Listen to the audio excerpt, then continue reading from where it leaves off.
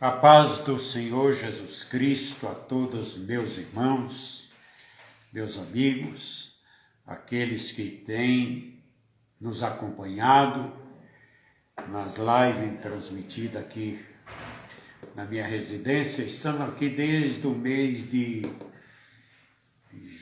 maio, desde o mês de maio nós estamos aqui, às terças-feiras e também às sextas-feiras,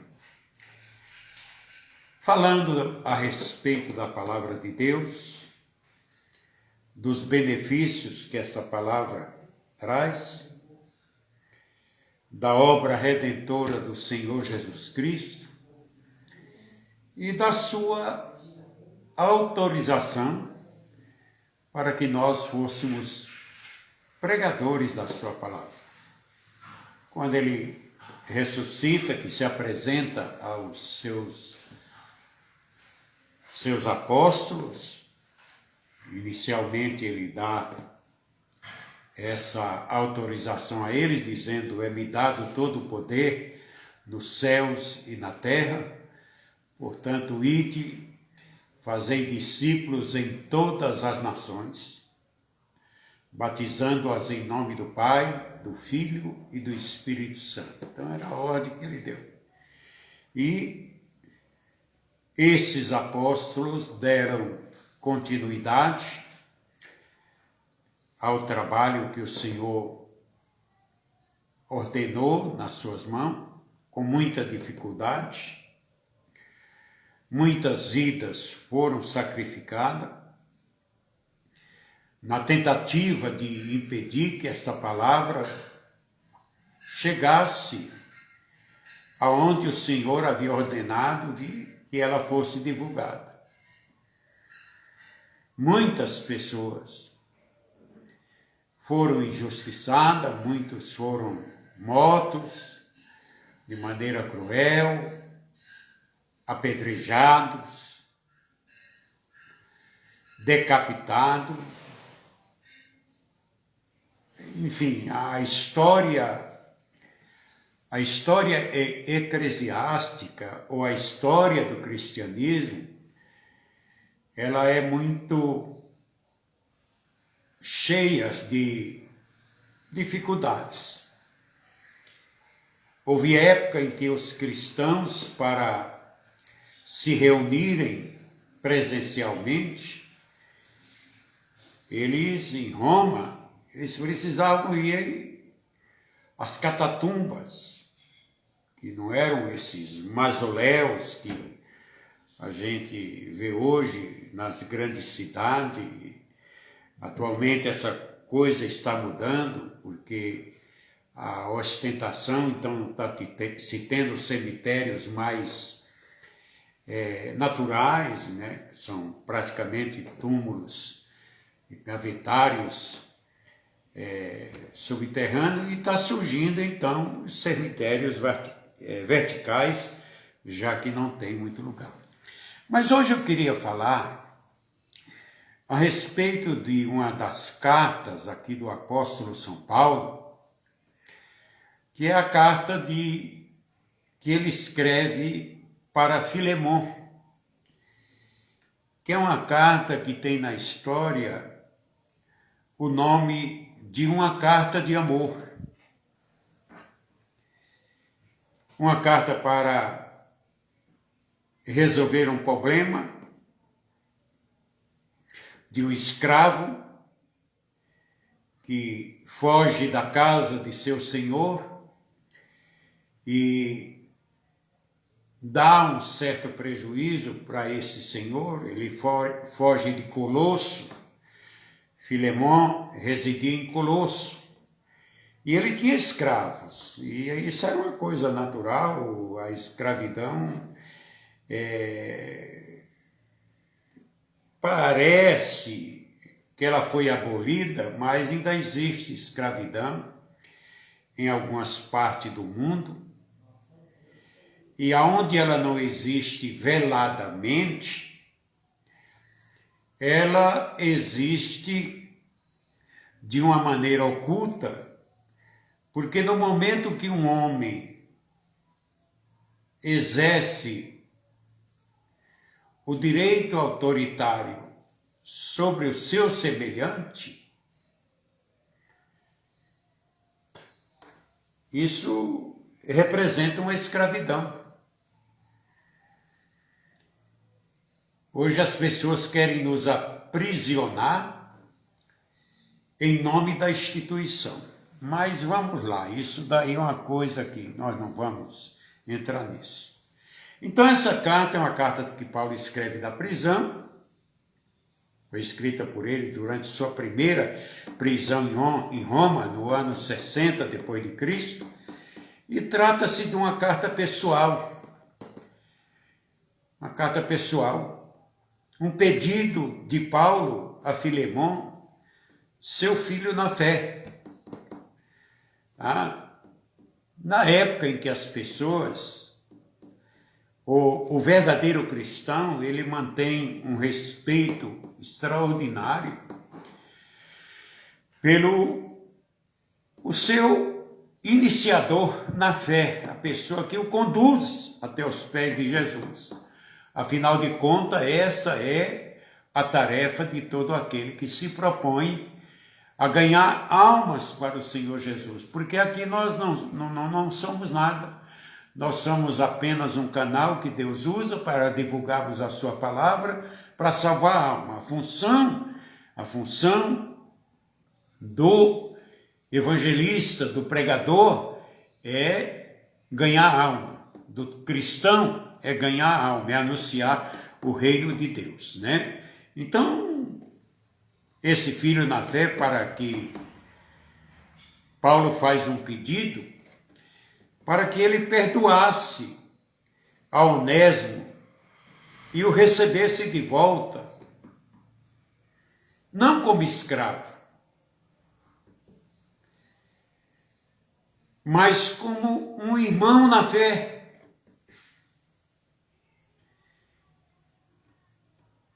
E isso daí Paulo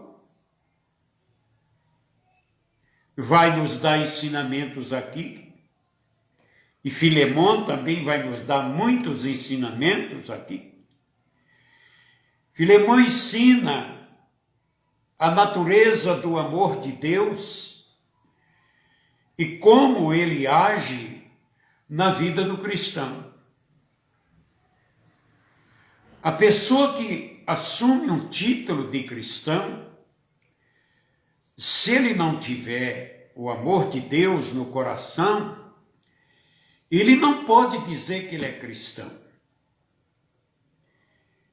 Ele talvez seja uma pessoa que aprecie a palavra de Deus, tenha conhecimento do sacrifício de Jesus, mas o que você não pratica, que é a determinação de Deus, você não pode dizer que você é um cristão. Se você não tem amor, você não tem Cristo. Se você não tem Cristo, você não tem Deus. Você pode até falar no nome de Deus. Pode até se considerar um representante de Deus, porque isso todos dizem que são, porque são filhos de Deus. E quando nós conhecemos que na realidade a coisa não é bem isso. Outra coisa, Filemon ensina princípios de como deve ser a relação entre os cristãos, principalmente entre aqueles que lideram a igreja. Porque Filemon, além de ser cristão, era um líder da igreja. Era um líder da igreja. Filemon, ele vai aqui na sua carta, ele descreve os efeitos, irmão, da conversão. Olha, o efeito do evangelho, o efeito da palavra de Deus na vida de uma pessoa, ele é notado quando a pessoa é um praticante da palavra de Deus. onde as suas atitudes estão alinhadas com os ensinamentos da palavra de Deus. Então, a carta de Filemão, ela vai demonstrar aqui que esta conversão na vida das pessoas e na sociedade, ela é notada pela diferença de comportamento de tais pessoas. Filemão ensina sobre o perdão de pecados, a obrigação que temos de perdoar aqueles que nos devem.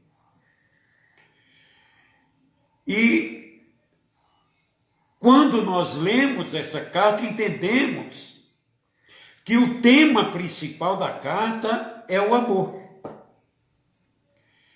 Ele está presente no objetivo principal de quem a escreveu, Paulo.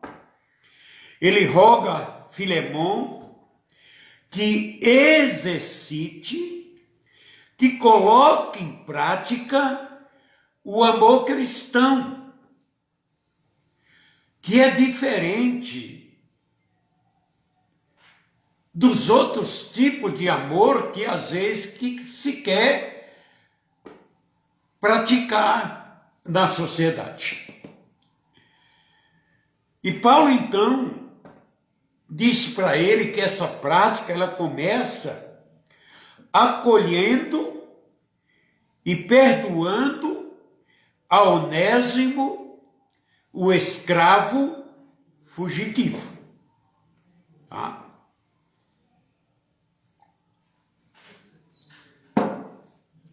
Deu um grande prejuízo a Filemão. Mas eu fico maravilhado, e já disse isso aqui para os meus irmãos, é a posição do apóstolo São Paulo. Um apóstolo que, embora não tenha pertencido ao grupo dos 12, ele foi chamado após a morte de Cristo. Ele coloca-se aqui nessa carta, indo a uma posição de humildade, de uma grandeza ímpar no ser humano. Ele diz: Paulo, prisioneiro de Cristo Jesus, e o irmão Timóteo, que embora prisioneiro, ele era irmão. E estava preso por quê? Por causa do Evangelho. Por causa da prática do amor, para considerar o seu semelhante de filho, de irmão. E Paulo, nessa carta, se apresenta como prisioneiro de Cristo. Ele também diz aqui nessa carta que ele é o velho. Ele diz aqui nessa carta que ele é o pai espiritual. Ele diz aqui nessa carta que ele é o companheiro, que ele é o pagador de dívida do outro, que ele é o irmão, que ele é o carente de ânimo.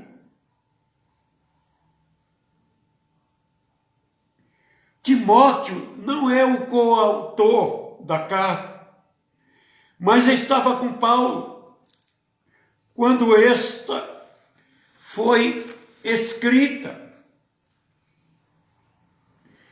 E ele coloca a carta no seguinte termo: ao amado Filemão,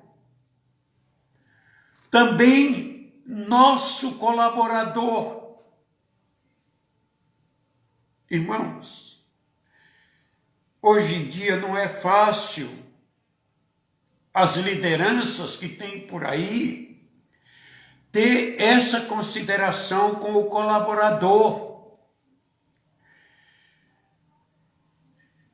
E a irmã Áfia, que era mulher de Filemon, e também Arquipo, o filho de Filemon, nosso companheiro de luta.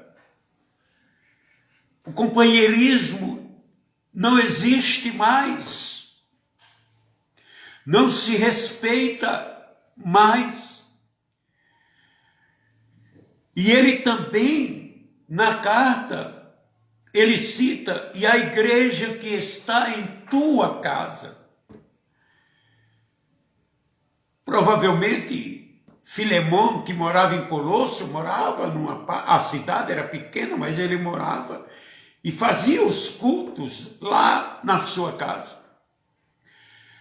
Paulo, durante o seu ministério, ele possuiu muitos colaboradores. E ele honra esses colaboradores nas suas cartas, sempre citando com simpatia os seus nomes, os seus valores. E ele, dentre eles, ele cita Timóteo no primeiro versículo. Ele cita Tito na primeira carta de Tito como colaborador. Ele cita Urbano em Romanos 16.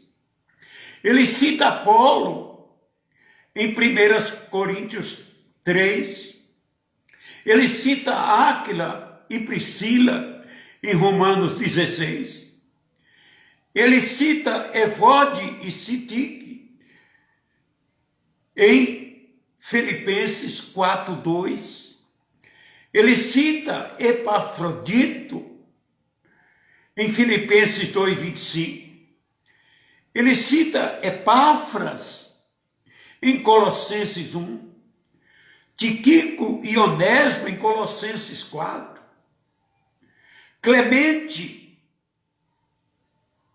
ele cita também em Filipenses, ele cita Jesus justo, é um cidadão, em Colossenses 4:11, ele cita Marcos, Aristarco, ele cita Demas, ele cita Lucas e vários nomes relacionados lá naquela lista final de Romanos 16. É um homem que o seu cabedal de amor, de comprometimento com o próximo, com aqueles irmãos que estavam ali trabalhando. Ele tinha essa autoridade de escrever essa carta. E quando ele destina a carta ao amado Filemon, e Filemon também é chamado de colaborador. Ele era filho na fé de Paulo. Residia, como eu disse, na cidade de Colosso, e ele era casado com a mulher que citei agora há pouco, a Áfia, com quem tinha um filho, Arquipo, que eu falei para vocês agora há pouco. Era um homem rico, possuía escravos, e a igreja, ou os irmãos se reuniam em sua casa para adoração a Deus. Hoje as pessoas estão cada vez mais distanciando-se. Os colaboradores.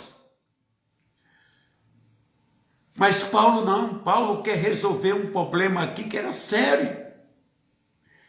E ele então faz uma saudação apostólica de um homem de Deus, de um homem que teme a Deus, de um homem que respeita o próximo e que tem amor no coração.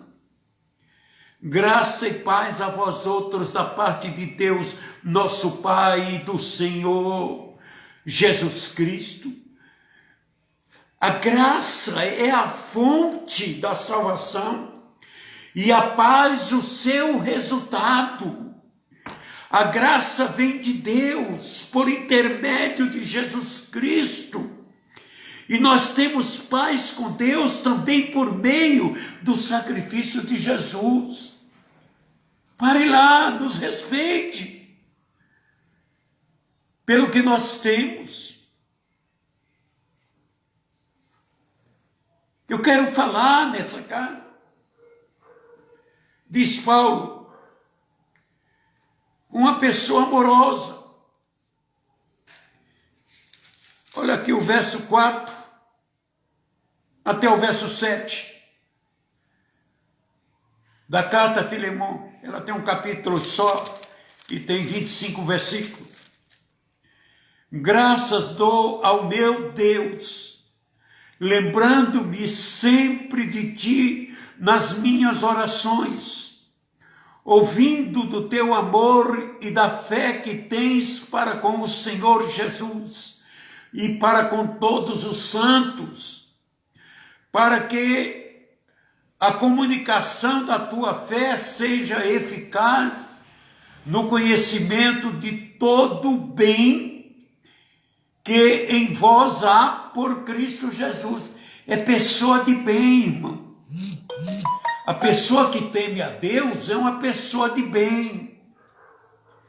Quando a pessoa pratica o mal não é de Deus. O mal é do maligno. Qualquer obra de maldade que você fizer, nem que seja contra um animal, um pobre animal, você é maldoso. Você não está qualificado como um cristão. Você está classificado como um homem do mal. Todo bem que em vós há por Cristo Jesus, porque temos grande gozo e consolação do teu amor. Quando as atitudes amorosas, elas ocorrem, a gente fica feliz pela atitude daquela pessoa. Eu ficava maravilhado quando um grupo da igreja, voluntariamente, se reuniam, recolhiam roupas, calçados, né? Alimentação, iam levar para as pessoas, moradores de rua, que eles não conheciam. Isso é uma grandeza diante de Deus, é um espírito de bondade, as pessoas de bom coração, as pessoas do bem. Mas fico muito triste quando vejo uma pessoa praticando maldade contra os outros, ou contra até os animais. Então ele diz, porque temos grande gozo e consolação do teu amor, porque por ti, ó irmão, que maravilha, ó irmão, as entranhas, porque isso mexe mesmo, dos santos foram recreadas, por causa das tuas atitudes de amor. Os cristãos se sentem felizes por te dizer, é meu irmão. É por isso que essa carta, ela é maravilhosa. Então Paulo, após a saudação, ele dirige-se a Filemon, dando graças a Deus, lembrando sempre dele no momento de oração, e eu tenho vivido isso, o quanto eu me sinto prazeroso orando por muitos irmãos que têm nos procurado, muitos irmãos que congregam conosco, muitos irmãos que estão ao nosso lado, que estão ao lado de Jesus, porque sabem que nós estamos ao lado de Jesus, e é isso que nos alegra, tá? Então Paulo, ele diz que todas as vezes que lembra de Filemão, ele agradece a Deus pela sua vida. Oh, meu irmão, como é bom quando alguém se lembra de você e agradece a Deus pela tua vida. Quando você é bom, quando você é mau, não agradece, não cita o teu nome diante de Deus. Ele lembrava de Filemão e agradecia a Deus por sua vida. Filemão era um troféu da graça de Deus, era um filho que trazia alegria ao seu pai espiritual. Você vê que uma carta é uma carta maravilhosa. As informações que Paulo tinha de Filemão, recebida por intermédio de Epáfras, o pastor de Colosso, eu falei dele aqui na terça-feira, e Onésimo, que embora sendo escravo, não negava a bondade de Filemão. Onésimo confessava para Paulo: não, eu que fui o errado, eu traí, eu o prejudiquei, mas eu estou arrependido porque agora eu sou uma nova criatura. É isso que o Evangelho faz. O Evangelho, ele muda a pessoa, ele transforma a pessoa. Os atributos de maldade que a pessoa tinha, Jesus perdoa e dá os atributos de bondade, porque Deus é bom, porque Deus é grandioso. Então, esse filho espiritual dava prazer para Paulo. Então, as informações eram as melhores possíveis. Por isso Paulo diz: estando ciente do teu amor e da tua fé que tens para com o Senhor Jesus e todos os santos. Então ele amava não só ao Senhor Jesus, mas também amava a todos. Era uma pessoa bem relacionada, era uma pessoa de quem a gente, aqueles membros lá, e nós que vivemos hoje, temos saudade, porque são pessoas dignas, são pessoas com as quais a gente tem comunhão, com as quais a gente tem alegria, as quais, como disse o apóstolo São Paulo, tive grande alegria e conforto no teu amor, porquanto o coração dos santos tem sido reanimado por teu intermédio. O que você faz alegra. Oh, maldoso, o que você está fazendo? Você só está entristecendo. Aleluia.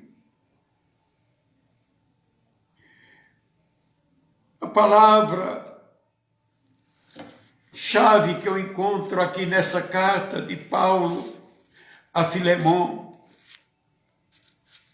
E qual a contribuição da carta de Filemão para a nossa vida?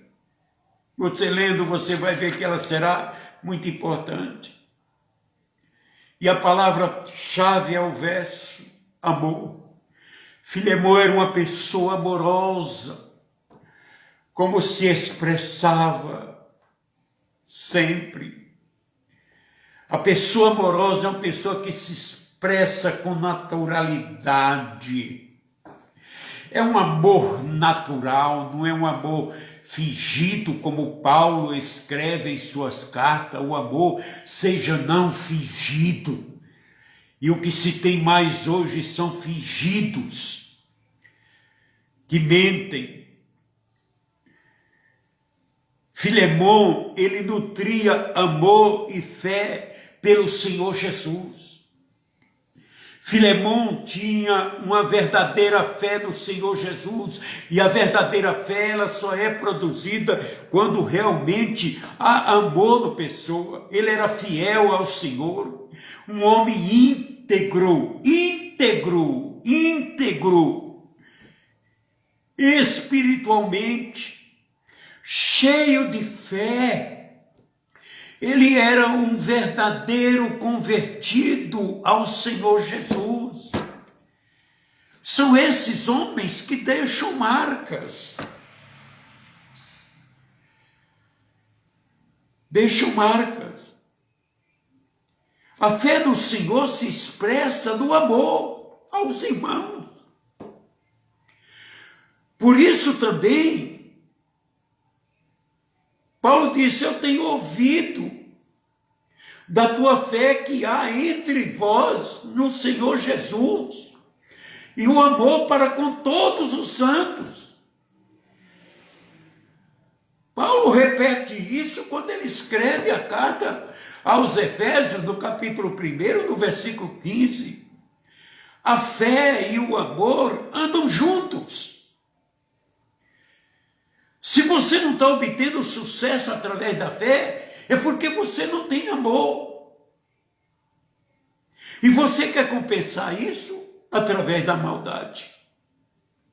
Você não tem amor com os santos, por isso que não acontece nada. Paulo escreve aos Colossenses: damos sempre graças a Deus, Pai de nosso Senhor Jesus Cristo, quando oramos por vós, desde que ouvimos da vossa fé em Cristo Jesus e do amor que tendes para com todos os santos. É isso que ele diz. Eu citei isso a semana passada. Onde existe a verdadeira fé, há também o verdadeiro amor. Não adianta. Filemão era amável com todos os irmãos. Filemão amava o Senhor, e quem ama a Deus, ama também o seu irmão. 1 João, capítulo 4, verso 21, aliás, verso 20 e verso 21. Esse amor era demonstrado pela boa vontade da parte de Filemão, em compartilhar os seus bens com os outros. Quem ama, compartilha. Nisto conhecemos o amor, que Cristo deu a sua vida por nós, e nós devemos dar a nossa vida pelos nossos irmãos. Ora, aquele que possui recursos deste mundo e vir seu irmão padecer necessidade e fechar-lhe o seu coração, como pode permanecer nele o amor de Deus? Não permanece. Permanece a maldade do capeta. E João diz: filhinhos, não amemos de palavra, nem de língua, mas de fato e de verdade. Você tem a Bíblia, você sabe que está escrito. Você até prega o amor. Você às vezes é até, como diz o Silas Malafaia, cara de pau que fala de amor. Filemão também reanima o coração dos seus irmãos, porquanto o coração dos santos tem sido reanimado por teu intermédio. Quem é santo anima o outro, não entristece. E ele estava aqui. Nós temos que entender. O termo reanimar significa descanso para aquele que se achava oprimido, sobrecarregado. Interiormente, você levar lá a palavra de amor, de ânimo, de coragem. Em tempos de dificuldade ou de necessidade, Filemão era alguém que dava descanso ao fatigado.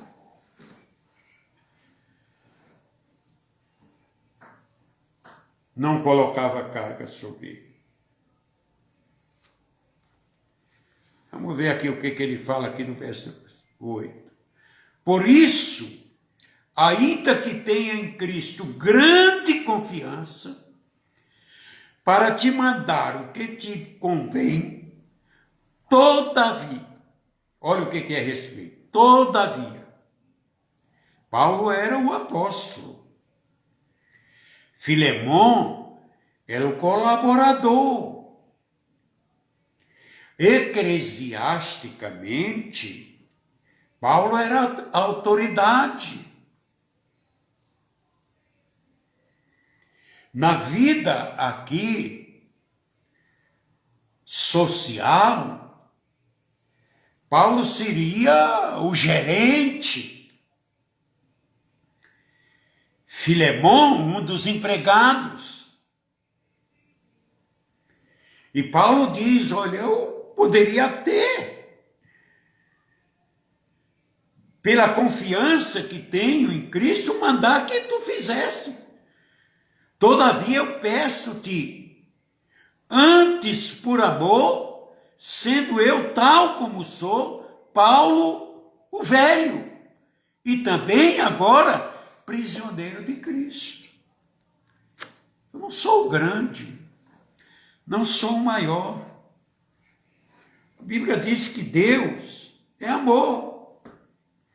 Aquele que não ama, não conhece a Deus, pois Deus é amor. É o que diz João na sua primeira carta, no capítulo 4 e no versículo 8. E a maior prova do seu amor é o exercício do perdão. O profeta Miqueias afirma que o perdão faz de Deus o ser único, incomparável e singular. Quem, ó Deus, é semelhante a ti, que perdoa a iniquidade e te esquece da transgressão do restante da tua herança? Ó Senhor, não retenha a sua ira para sempre, porque tens prazer na misericórdia, tornará a ter compaixão de nós, pisará aos pés as nossas iniquidades e lançará todos os nossos pecados nas profundezas do mar. Está aqui na Bíblia, Miqueias 7, 18 e 19.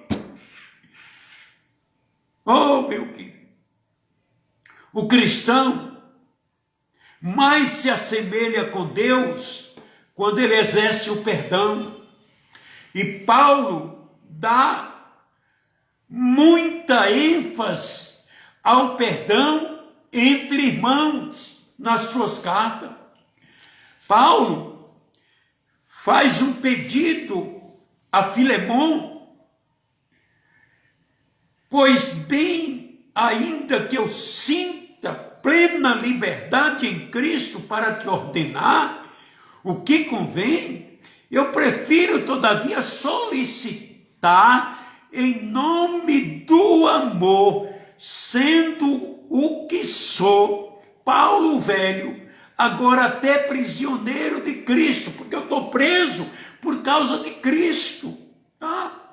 Ele está consciente da sua autoridade, mas abre mão dessa prerrogativa e pede em nome do amor que significava o amor para Paulo. Que eu acho que você nem sabe. O que o amor de Deus significa para você na sua vida? Mas eu vou te dar aqui algumas dicas. O amor, primeiro, o amor é uma dívida impagável. Guarde isso. Jamais você pagará o amor que Deus teve e tem por você. O amor é o cumprimento da lei, é o amor, diz Paulo escrevendo aos Romanos 13, aliás, 13, 9 e 10. Terceiro, o amor é o fruto do Espírito Santo. Quem tem o Espírito Santo dentro de si tem amor. Gálatas 5, 22 e 23. Quarto, o amor é o dom perfeito. Você entendeu?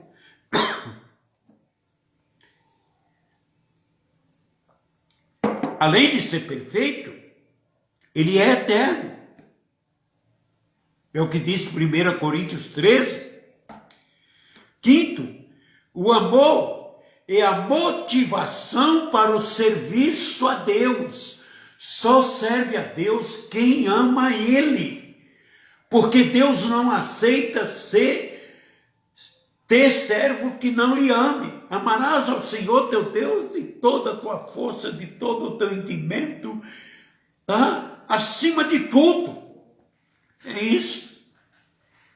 E sexto, o amor se revela pela abnegação, presta atenção, em servir aos irmãos. É isso que Paulo fala aos Tessalonicenses. Você está entendendo? Aqui Filemon, ou em Filemon, o amor se expressa pelo perdão. Paulo pede a Filemon que perdoe Onésimo, sim, solicita em favor. Paulo diz, estou solicitando em favor de meu filho Onésimo, que gerei entre algemas. Me deu trabalho, mas eu gerei ele.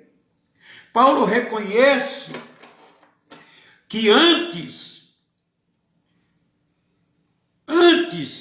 de sua conversão, Onésimo tinha dado prejuízo a Filemon, porque ele confessou para Paulo, provavelmente roubando-lhe, fugindo para Roma.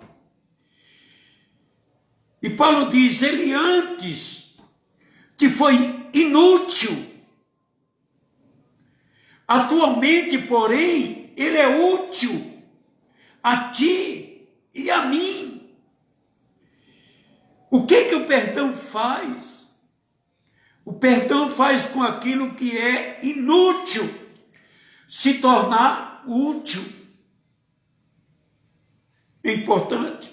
Paulo, então, pede que Onésimo seja recebido, perdoado e recebido por Filemon.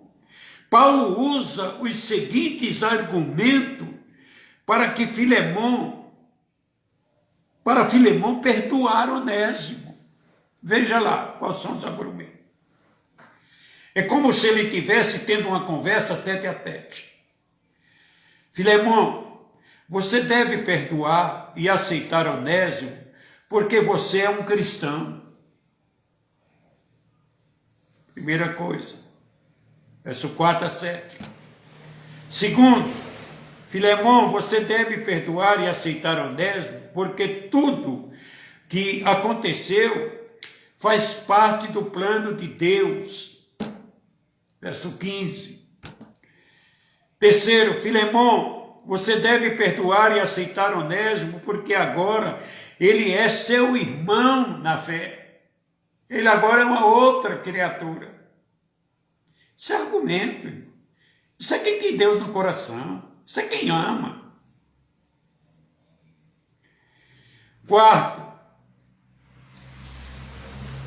você deve perdoar e aceitar Onésimo como se estivesse recebendo a mim. Quinto, você deve perdoar e aceitar Onésimo porque estou disposto a pagar qualquer prejuízo que ele te deu. É assumir a dívida. É assumir que você, por amor, você faz tudo isso. Sexto, você deve perdoar e aceitar Onésimo, porque assim como ele é meu filho na fé, você também é. E se você é meu filho na fé, como ele também é, vocês dois são irmãos na fé, porque vocês são meus filhos na fé. Paulo não entrou aqui, não pôs Deus para dizer que era o Pai, mas Paulo pôs a posição dele, o conceito dele, o caráter dele, de homem de Deus, de homem que teve contato com o Senhor Jesus, que ouviu a voz de Jesus, que esteve por 3 anos recolhido lá na Arábia, recebendo instruções do Senhor Jesus.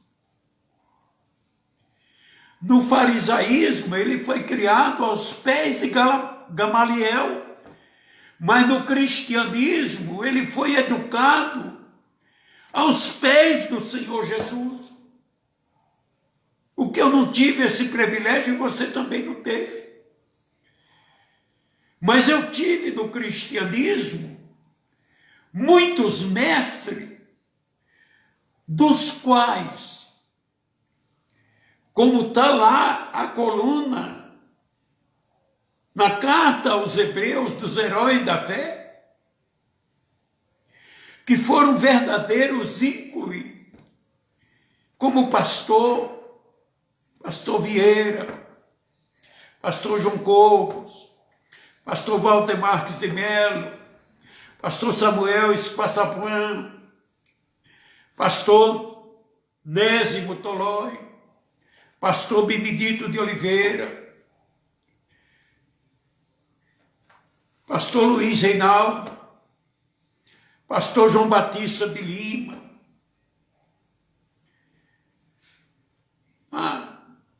São homens que deixaram marca. Pastor José Maria Aires. Foram homens dos quais eu tenho lembranças extraordinárias. Para não citar outros que foram e são companheiros e filhos na fé que estão por aí espalhados por esse Brasil e até pelo mundo, dando um testemunho de que realmente Cristo fez uma obra no coração deles. Gostaria muito de ter essa lembrança sua, mas infelizmente não vou carregar porque você não tem esse amor.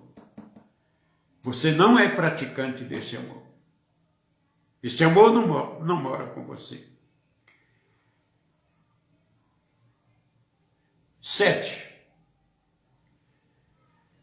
Você deve perdoar e aceitar Onésimo para que a sua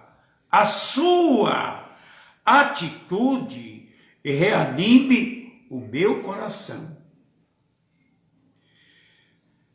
Amém. Paulo, quando fala lá para completarem o seu gozo, isso daqui está incluído. Você fazendo as coisas direito, você às vezes completa o coração talvez da tua família, da tua mulher, do teu filho, da tua sogra, enfim, do teu sogro, sabe? Quando a gente sabe praticar, a gente pratica. Mas quando não sabe, vai fazer o quê? Nunca aprendeu, nunca quis.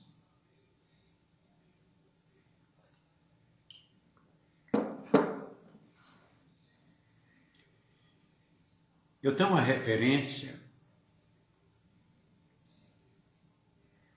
de alguns homens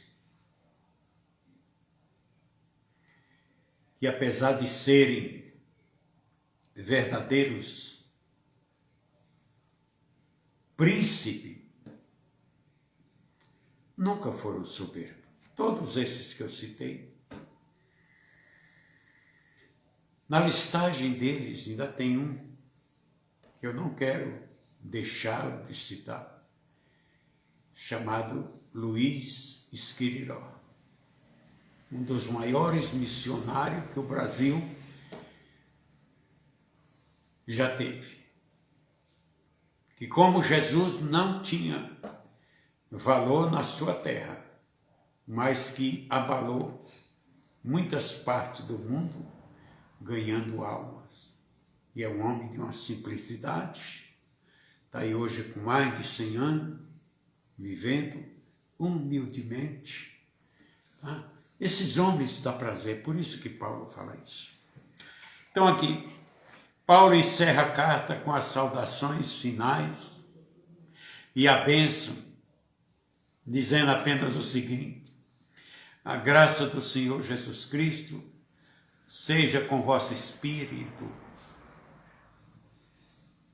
Tudo começa e acaba com graça ao Senhor Jesus. Como é bom agradecer quando as pessoas merecem que nós agradeçamos a Deus pela sua vida. Eu desejo orar e agradecer a Deus pelo momento que nós estamos passando e que vamos passar. E eu tenho dito para Deus, eu te agradeço, Senhor, por me achares digno de passar pelo que estou passando. Mas uma coisa eu sei, por onde eu passei até hoje, eu deixei rastros de bondade.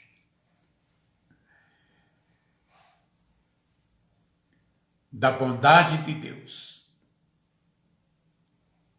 E graças a Deus,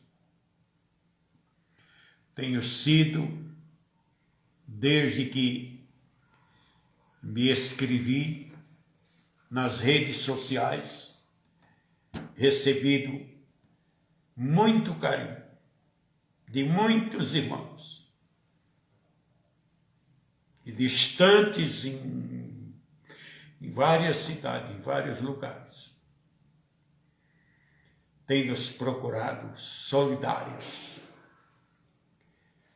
e na sua demonstração de amor, e isso eu fico feliz, dirigi uma igreja onde os irmãos se amam, onde os irmãos se compreendem.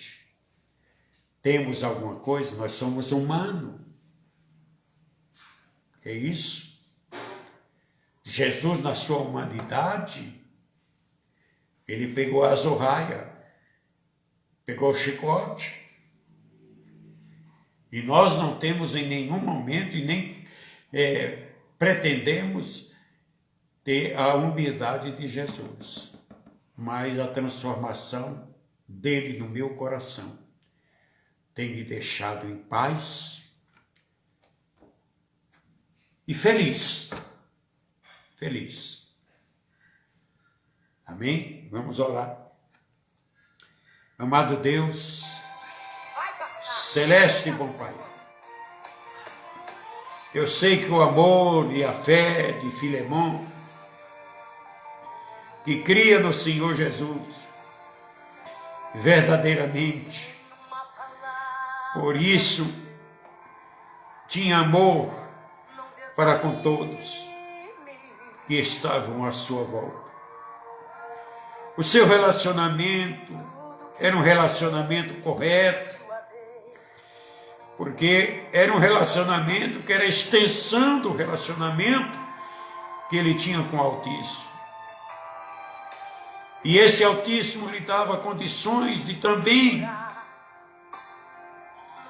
ter um bom relacionamento com as pessoas que conviviam com ele. Ó Deus, nós agradecemos a Ti, porque a cada dia estamos encontrando muita dificuldade de nos relacionar com pessoas que não Te conhecem perfeitamente. Apesar de estarem com a Tua palavra nas mãos e até exercerem cargos que se dizem a serviço do Teu reino. Mas, Senhor, mas a aparência é diferente, Senhor, daquilo que está no coração. Senhor, a relação entre a vida espiritual e a vida física, ela tem muita diferença, meu Senhor. Fisicamente, As pessoas se apresentam como sendo cheios de amor. Mas isso só acontece com aqueles que têm entrelaçado entre a física e a espiritual. Deus. O que é impossível desassociar, meu Senhor, uma da outra. E Paulo reconheceu o bom testemunho de Filemão, vindo do relato, do testemunho, daquilo que ele praticava, daquilo que ele realmente era. E Paulo regozijava-se em orar, agradecendo por isso. Senhor, não temos o poder de implementar a fé no coração de ninguém, muito menos o amor.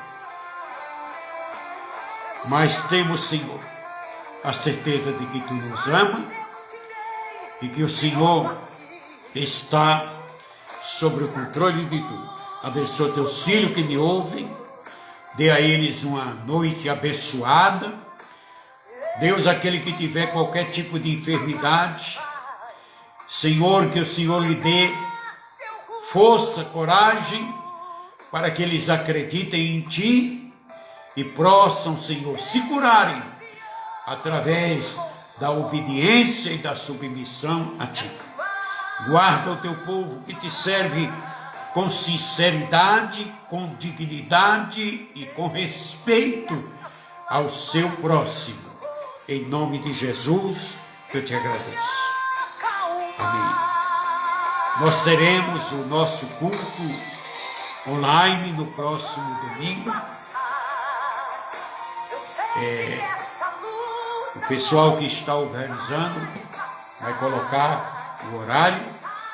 Ontem a gente teve um problema na transmissão da mensagem, porque a região aqui onde mora o presbítero Donizete estava chovendo muito.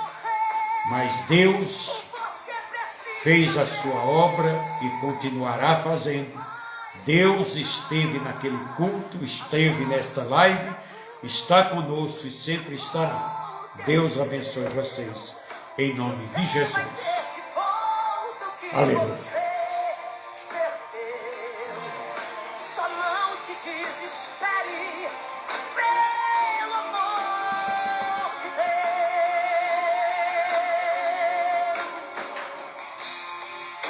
Vai passar, meu irmão. Vai passar, vai passar. Não se desespere, vai passar.